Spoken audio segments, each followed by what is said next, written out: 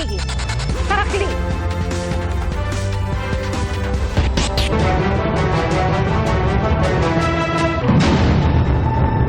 Bago sa saksi, isang sunog ang sumiklab sa barangay Guadalupe, Nuevo Makati City pasado alas 8 ngayong gabi. Umabot sa ikatlong alarma ang sunog na inaalam pa ang sanhi. Sa ngayon, hindi pa tukoy ang bilang ng mga bahay at residenteng apektado. Mag-alas 10 ng gabi nang tuluyan na itong naapula. Niratipikahan na ng Senado at Kamara ang Bicameral Conference Committee Report ng 2026 National Budget. Sa kabila po yan ang pagtutol ng ilang mababatas. Saksi si Ian Cruz. Bago magmosyon para maratipikahan ang Bicameral Conference Committee Report kaugnay sa 2026 General Appropriations Bill, inilahad sa plenaryo ni Senate Finance Committee Chairperson Senador Sherwin Gatchalian na edukasyon pa rin ang may pinakamalaking alokasyon ng budget sa 2026. 1.35 trillion pesos yan, katumbas ang historic na 4.4% ng ating gross domestic product o GDP. Dagdag niya, pinatibay rin ang pondo para sa kalusugan na may 447.6 billion kasama ang pagpapalakas ng zero balance billing sa DOH hospitals at piling LGUs. Ilang ahensya naman na nakinabang sa realignment ng pondo ng Department of Public Works and Highways o DPWH. Kabilang ang sa PhilHealth na tumaas sa 129.78 billion pesos dahil sa mahigit 16 billion peso na realignment mula sa DPWH. Nasa 39.8 billion pesos naman ang pondo ng NDRRMC na nadagdagan ng 4.2 billion peso realignment mula rin sa DPWH. Pinakamataas din sa loob ng mahigit isang dekada ang 214.39 billion pesos na pondo ng agrikultura. Kaya ang pondo na ito, direkta raw mararamdaman ng taong bayan. Pero kailangan pa rin magbantay kung paano nagagastos ang budget. Numpisan na po natin ang mga reforma para sa isang bukas na proseso sa budget. Ang mahalaga ay magpatuloy, magpursigi at huwag magpatinag sa dating gawi at baluktot na sistema. Ilan sa senador na nasa plenaryo ang bumoto para maratipikahan ang BICAM report pero mayroong reservation. My vote is yes for the BICAM version of the 2026 national budget, even as I have serious reservations about unprogrammed appropriations and other issues. Tiniyak naman ni Gatchalian na may safeguards na ilatag para magamit ng tama ang unprogrammed appropriations. Tungkol naman sa medical assistance to indigent and financially incapacitated patients program o MAIFIP, ang reserbasyon ni Senador J.V. Ejercito. My reservation arises from the steep rise in the budget allocated for the MAIFIP, which has doubled compared to the amount requested in the National Expenditure Program. Patungkol naman sa PhilHealth, ang pasubali ni Senador Loren Legarda.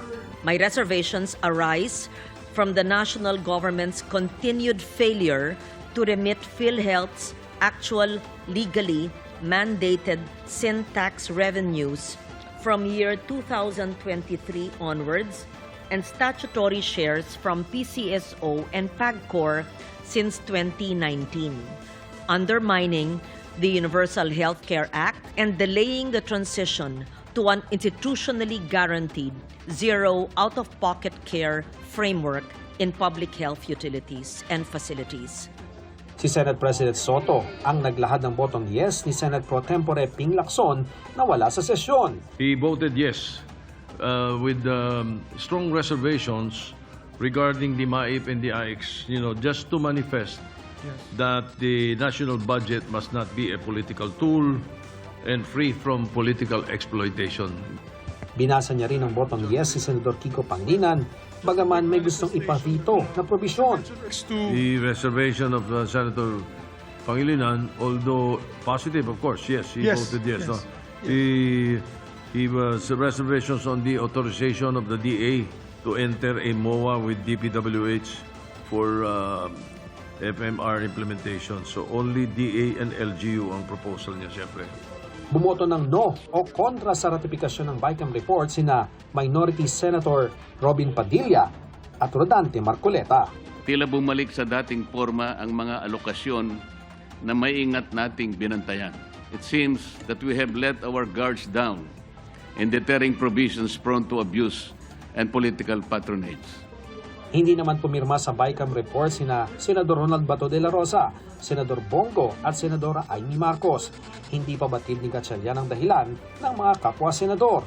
Pero paniwala ni Senate President Vicente Soto III na magiging corruption-free ang 2026 budget depende kung paano ito babantayang gastusin, lalo na ang mga infrastructure projects. Wala pa namang isang minuto ay natapos na ang sesyon ng Kamara at naratipikahan ng BICAM report para sa 6.7 trillion peso 2026 national budget. May mga kongresistang sumubok para tumutol at ipaliwanag ang kanilang boto. So, nakakagulat, nakakadismaya na ganon kabilis yung ginawa nila. Mukhang, orchestrated syempre yung mga ganyan na mga laro. Pero depensa dyan ni Nueva Ecija Representative Micaela Swansing, na chair ng House Appropriations Committee. Pag viva voce po, usually hindi na ina-explain yung vote. Wala pong pork barrel sa 2026 GAA at makikita nyo po na meron pang ang safeguard na inilagay tayo, which again is that prohibition on political involvement in the distribution of cash and other financial aid. At hindi rin totoo na pork-free ang budget na ito. Mahigit 58 billion ang nadagdag sa mga lump sums para sa LGU, para sa mga infrastructure projects at ayuda na idadaan na sa LGU ngayon. Kung dati sa mga distrito, ngayon sa LGUs. Ngayong naratipikahan na ng dalawang kapulungan ng Kongreso ang BICAM report ukol sa General Appropriations Bill, ipapasa na ito sa Pangulo para sa kanyang pirma. Una nang sinabi ni Executive Secretary Ralph Recto na sa unang linggo ng 2026 inaasahang pipirmahan ng Pangulo ang national budget. Kaugnay naman ang report ng PCIJ o Philippine Center for Investigative Journalism ng distrito niya ng kanyang kapatid at Speaker Bogie D ang may pinakamalaking DPWH insertions sa 2026 budget, sabi ni Swansing. Wala pong insertions sa ating budget, wala pong tago na mga pondo na o programa na isiningit sa budget. Lahat po ito ay dumaan sa masusing deliberasyon ng Kongreso at lahat po ito ay nakabase doon po sa mga in-endorse ng mga district engineering offices ng kanya-kanyang mga distrito base po sa mga pangangailangan. Para sa GMA Integrated News, ako si Ian Cruz, ang inyong saksi. May mga nagsimula ng bumili ng mga pampaswerte para sa papasok na Year of the Fire Horse. Saksi, si Ivan Mayrina.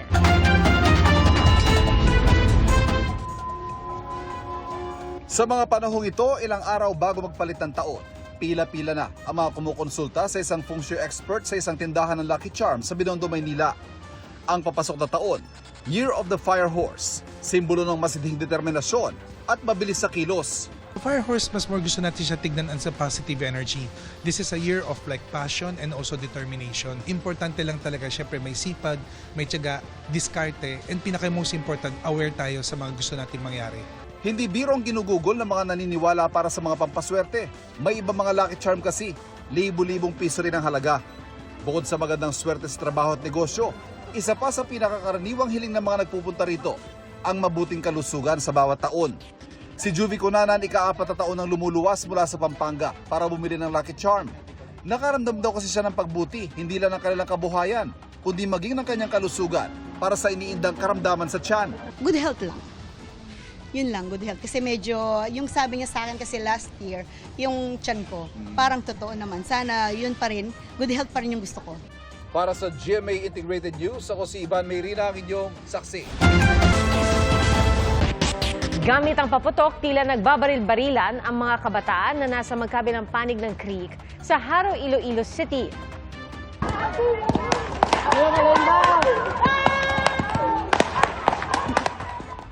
Ayon sa punong barangay ng Barangay Desamparados, ipinatawag na nila ang 7 sangkot na menor de edad na residente ng kanilang barangay, pati na ang kanilang mga magulang.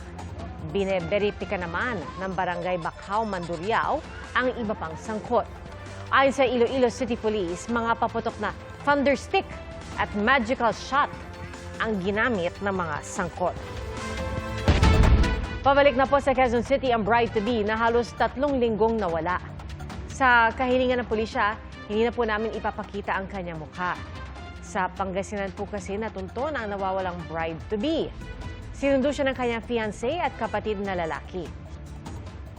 Hindi pa malinaw kung paano siya napadpad sa probinsya. Pero ang kwento raw sa kanila ng babae, may nakita siyang matandang lalaki na parang kahawig ng kanyang tatay. At doon daw siya humingi ng tulong at tinawagan ang kanyang cellphone. Noon na nalaman ng kanyang pamilya ang kanyang kinaroroonan. At bandang alas 9:30 ngayong gabi sila umalis pabalik sa Quezon City. Sobrang saya po. Hindi lang halata sa mukha ko.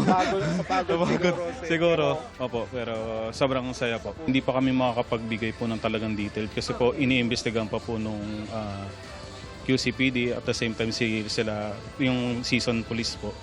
So, kumbaga syempre may mga na-share na siya sa kapulisan natin na binabalidate pa rin po.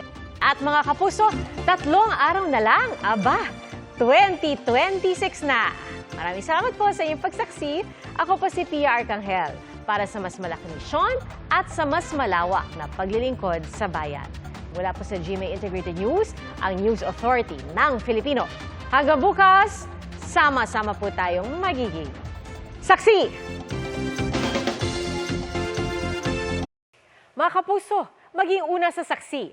Mag-subscribe sa GMA Integrated News sa YouTube para sa iba't ibang balita.